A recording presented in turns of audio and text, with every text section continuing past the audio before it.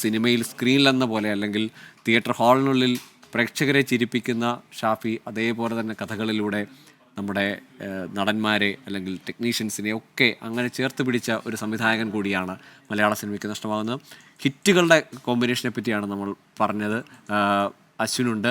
അശ്വിൻ ഈ hit maker എന്ന് പറയുന്ന ഒരു ബ്രാൻഡിങ് അത് ഒന്നോ രണ്ടോ സിനിമയിൽ കൊണ്ട് ഒരു പേര് വരിക അല്ലെങ്കിൽ ഒരു ബ്രാൻഡ് വരിക, അത് പിന്നീട് എല്ലാ സിനിമകളിലും അത് തുടർന്നു പോവുക എന്ന് പറയുമ്പോൾ ശരിക്കും തിയേറ്റർ വിജയത്തിൻ്റെ അല്ലെങ്കിൽ മലയാളി പ്രേക്ഷകരുടെ മനസ്സെ സന്തോഷിപ്പിക്കുന്ന അല്ലെങ്കിൽ അവരെ ആസ്വദിപ്പിക്കുന്നത് എന്താണ്, അതിൻ്റെ രസക്കൂട്ടറിയാവുന്ന ഒരു മനുഷ്യനാണ് നമുക്ക് നഷ്ടമാവുന്നത്.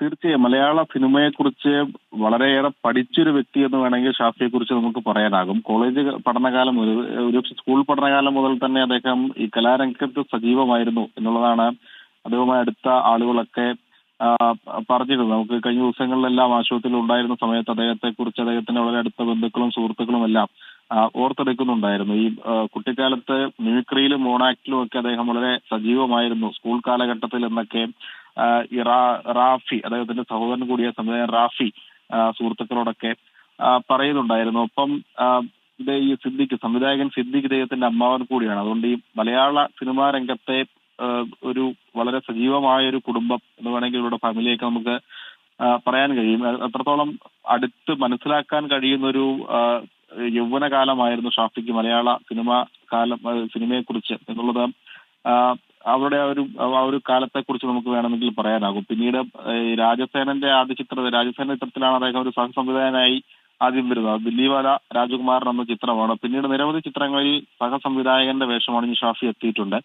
അതിലൂടെയെല്ലാം ആ കാലത്തെല്ലാം ഒരുപക്ഷെ ഒരു സഹസംവിധായകൻ എന്നതിനപ്പുറത്തേക്ക് എന്താണ് മലയാള സിനിമ, എന്താണ് മലയാള സിനിമയുടെ പ്രേക്ഷകർ എന്നുള്ളത് ഷാഫി കൃത്യമായി മനസ്സിലാക്കിയിട്ടുണ്ട്. അല്ലെങ്കിൽ ആദ്യം 2001 പുറത്തിറങ്ങുന്ന ജയറാം ചിത്രമായ വൺമാൻ ഷോ അത്രത്തോളം ഹിറ്റാക്കി എടുക്കാൻ ഒരുപക്ഷെ ഷാഫിക്ക് കഴിയില്ലായിരുന്നു. അത് ഇപ്പോഴും മലയാളിക്ക് പ്രിയപ്പെട്ട ചിത്രമാണ്. അത് ആദ്യത്തെ ചിത്രമാണെങ്കിൽ പോലും അത്രത്തോളം വളരെ പ്രിയപ്പെട്ട ഒരു ചിത്രമാണ്. അതിലും സലീം കുമാറിന്റെ വേഷമൊക്കെ ഇപ്പോഴും നമുക്ക് മറക്കാൻ കഴിയാത്ത, അല്ലെങ്കിൽ ഇപ്പോഴും അത് ടി വിയിലൊക്കെ കാണുമ്പോൾ നമ്മൾ മതിമറന്ന് ചിരിക്കുന്ന ഒരു കഥാപാത്രം. അങ്ങനെ ഒരുപാട് കഥാപാത്രങ്ങൾ ഇതിലുണ്ട്. അത് പ്രേക്ഷകർക്ക് സ്വീകരിക്കാൻ കഴിയുന്നതാണ്, അല്ലെങ്കിൽ പ്രേക്ഷകർ ഇതാണ് ആഗ്രഹിക്കുന്നത് എന്നൊക്കെ മനസ്സിലാക്കിയാൽ മാത്രമേ അങ്ങനെ ഒരു കഥാപാത്രത്തിനൊക്കെ പിറവി കൊടുക്കാൻ ഒരു സംവിധായകന് കഴിയുകയുള്ളൂ എന്നുള്ളതും ഏറ്റവും പ്രധാനപ്പെട്ടതാണ്. അങ്ങനെ അദ്ദേഹം സംവിധാനം ചെയ്ത 17 ചിത്രങ്ങൾ എടുത്താലും അതിൽ നമുക്ക് മറക്കാൻ കഴിയാത്തൊരു കഥാപാത്രം, ഒന്നിലധികം കഥാപാത്രങ്ങൾ ഉണ്ടാകും. നായകനും നായികയ്ക്കും അപ്പുറത്തേക്കും ഒരു കഥാപാത്രത്തെ അദ്ദേഹം സൃഷ്ടിച്ചിരിക്കും എന്നുള്ള കാര്യത്തിൽ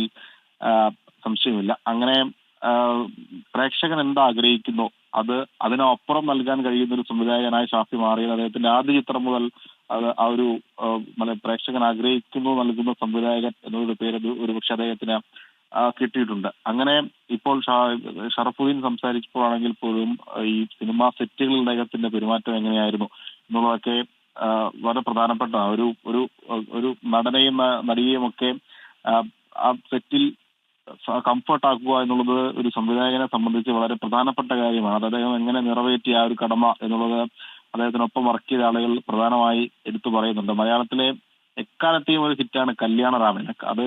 അതെങ്ങനെ ഇപ്പോൾ മലയാളികൾ എല്ലാ കാലത്തും അതിനെ എങ്ങനെ ഒരു ഇത്ര വലിയ ഹിറ്റായി കാണുന്നു എന്നുള്ളത് നമുക്കറിയാം. ഇപ്പോഴും അത് ടി വിയിൽ വന്നാൽ പരസ്യം പോലും ചാനൽ മാറ്റാതെ നമ്മൾ കണ്ടിരിക്കുന്ന ഒരു ചിത്രമാണ് കല്യാണരാമൻ. അതൊക്കെ ഷാഫിയുടെ ചിത്രമാണോ എന്നുള്ളത് പക്ഷെ ഈ പുതുതലമുറയൊക്കെ അറിയുന്നത് അദ്ദേഹത്തിനും ഈ ഒരു സാഹചര്യത്തിലായിരിക്കും, മരണത്തോടു കൂടിയൊക്കെ ആയിരിക്കും. അങ്ങനെ ഒരുപക്ഷെ ഈ ഷാഫി ആരാണെന്ന് അറിയില്ലാത്തൊരു കുറച്ചാളുകളിൽ, യുവതലമുറയിൽ കുറച്ചാളുകളെങ്കിലും ഉണ്ടെങ്കിൽ ഈ ചിത്രങ്ങളുടെ പേര് കേൾക്കുമ്പോൾ ഒരുപക്ഷെ അവർക്ക് അത്ഭുതം തോന്നിയേക്കാം. കാരണം ഇത്രയും ചിത്രങ്ങൾ നമ്മൾ അത്രത്തോളം പ്രിയപ്പെട്ടതാക്കി മാറ്റിവെച്ചിരിക്കുന്ന ഒരുപിടി നല്ല ചിത്രങ്ങൾ, അതൊക്കെ ഒരു ഷാഫി ചിത്രം എന്നുള്ള ഒരു ലേബലിലാണ് അക്കാലത്തൊക്കെ പുറത്തിറങ്ങിയത് എന്നുള്ളതൊക്കെ ഒരുപക്ഷെ അദ്ദേഹത്തെ അറിയാത്ത യുവതലമുറയ്ക്ക് അത്ഭുതമായിരിക്കും. എന്തായാലും അങ്ങനെ എല്ലാ തലമുറയ്ക്കും, അത് ആ കാലത്ത് അദ്ദേഹം 90കളിലാണ് മലയാള സിനിമയിൽ സജീവമാകുന്നത്. അന്നു മുതൽ ഇപ്പോൾ 2025 എത്തുമ്പോൾ പോലും ഒരു പടി താഴേക്ക് ഇറങ്ങാത്ത ചിത്രങ്ങളാണ് അദ്ദേഹം സംവിധാനം ചെയ്തത്